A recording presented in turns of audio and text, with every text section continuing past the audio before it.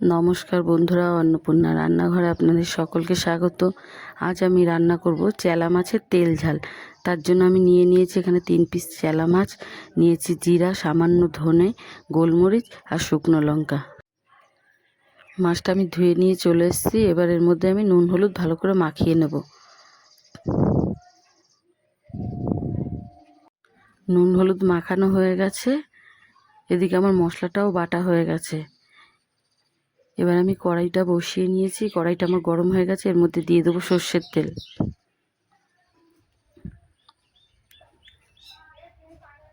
তেলটা আমার গরম হয়ে গেছে। এবার আমি এর মধ্যে দিয়ে দেবো নুন হলুদ মাখিয়ে রাখা মাছগুলো।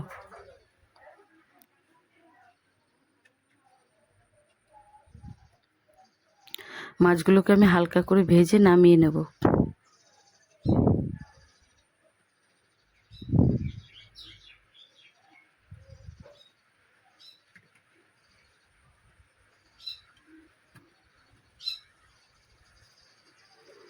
মাছগুলো আমি নামিয়ে নিয়েছি। এর মধ্যে এবার আমি দিয়ে দেবো শুকনো লঙ্কা, দিয়ে দেবো জিরে, দিয়ে দেবো তেজপাতা। এবার দিয়ে দেবো বেটে রাখা মশলাটা। এর মধ্যে দিয়ে দেবো নুন আর দিয়ে দেবো হলুদ। এবার মশলাটাকে আমি ভালো করে কষিয়ে নেব।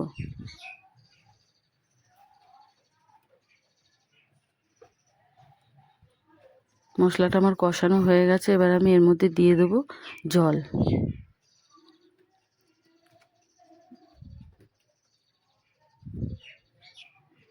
জলটা দিয়ে এবার আমি ঢেকে দেবো।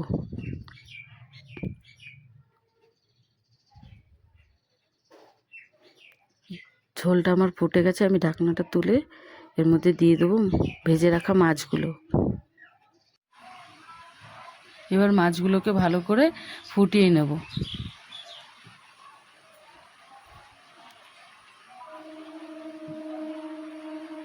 মাছ রান্না আমার হয়ে গেছে। এবার আমি মাছটাকে নামিয়ে নেব।